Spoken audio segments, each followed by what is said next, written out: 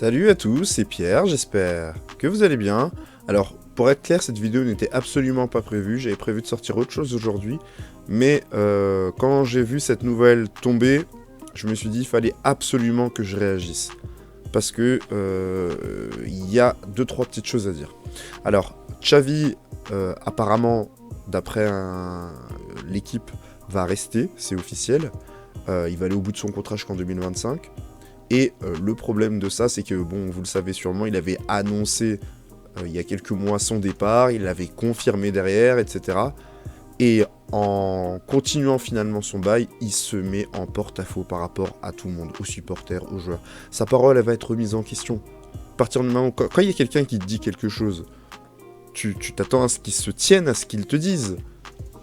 En plus, pour moi, c'est quelque chose de très important, la parole donnée. Il y a quelqu'un qui dit je vais faire quelque chose, t'attends qu'il fasse quelque chose. Je déteste qu'on me dise oui, j'ai un imprévu, je peux pas le faire. Pour moi, ta parole ne vaut plus rien à partir de ce moment-là. Et je pense que je suis pas le seul à penser comme ça. Donc ça veut dire que maintenant, rien ne lui sera pardonné à Xavi. Même son statut de légende ne le couvrira plus. Les gens se sont retenus après l'élimination contre le PSG, ou même la semaine entière après la défaite contre le Real. Parce qu'il partait. Tu vois, ça sert à quoi d'enfoncer quelqu'un? Il a dit qu'il va partir, donc ça sert à rien d'en rajouter une couche. Et là, en faisant volte-face comme ça, Xavi s'est mis, à mon avis, ou s'il s'est pas encore mis, il va se mettre plein de gens à dos. Le problème, c'est qu'il a annoncé qu'il partait pour désamorcer la bombe médiatique qui allait lui tomber dessus après la défaite contre Villarreal. C'était une période compliquée, il avait annoncé que l'équipe allait réagir, ça n'a pas été le cas, on le voyait aussi bien sur le terrain que dans les résultats. Sans parler du jeu. Et finalement, il n'aurait pas dû faire ça. C'est jamais une bonne idée d'annoncer... Alors il l'a fait pour ne pas... égratigner son image. Comme Zidane qui avait annoncé... je crois que Zidane, il avait annoncé son départ du Real en avance. Et le problème de Xavi, c'est que son équipe ne produisait pas de jeu flamboyant. Alors, même si son plus gros problème, ce sont les joueurs. J'en parlais dans la vidéo débrief de l'année du Barça. Il lui manque des joueurs, en particulier les ailiers. Il percute pas assez, dans le déséquilibre, il t'apporte rien par Lamine Yamal.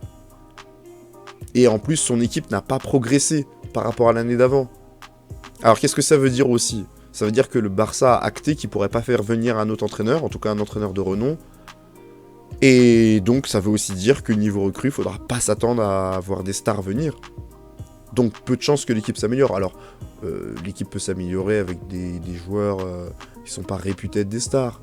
Oui, mais la vérité, c'est que une équipe comme le Barça, c'est censé être le top niveau. Donc, pour compenser le fait qu'il n'y aura pas de stars, ils ont décidé je suppose, de laisser Xavi en place pour faire progresser son effectif. Alors, il a intégré Koubarsi, Yamal, ça c'est bien, ça va leur permettre de gagner de l'expérience, de continuer, de travailler dans la continuité. Gavi et Baldé vont revenir de leurs graves blessures, il faut qu'il relance Pedri, et il a 1 an pour le faire.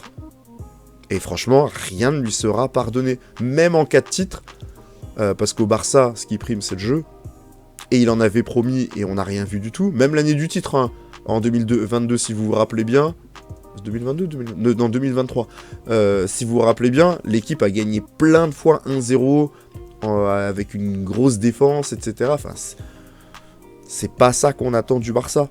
On attend du Barça de la domination, de l'attaque. C'est ça qu'on attend du Barça. Et on l'a pas vu. Pourtant, il avait promis du jeu. Et on l'a pas vu. Donc, rien ne lui sera pardonné. Et le fait qu'il nous avait promis du jeu, on l'a pas vu. Ensuite, il annonce son départ. Et finalement, il part pas. Finalement, ça donne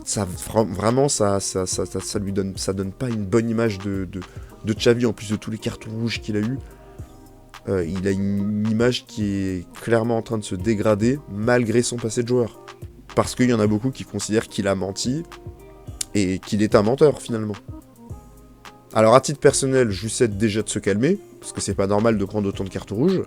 Et là, il va être encore plus sous pression. S'il croyait que là, il était sous pression, ça va être encore pire pour lui. Et ensuite, je lui souhaite de voir une progression dans le jeu. Moi, je pense que c'est ça vraiment le plus important. Je pense pas que tactiquement, ce soit un mauvais coach. Je pense vraiment qu'il a besoin de continuité, de continuer à s'épanouir. Et je pense que les gens le laisseront tranquille s'il y a une progression dans le jeu. Si le jeu est séduisant, on lui pardonnera même de ne pas avoir gagné de titre. Oui, je sais, c'est le Barça, il faut gagner des titres, etc.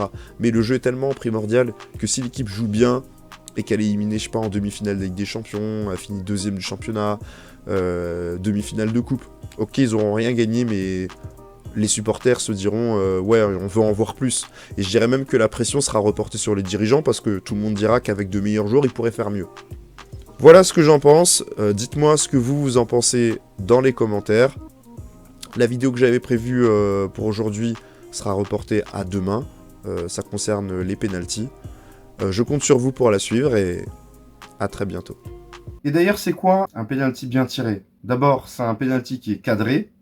C'est un penalty qui techniquement est bien tiré au moment de l'impact avec le ballon. C'est suffisamment fort et c'est suffisamment placé. À mi-hauteur, mal tiré. Mal tiré. Un qu'il a bien placé. Mal tiré. Il est rentré, hein, malgré tout.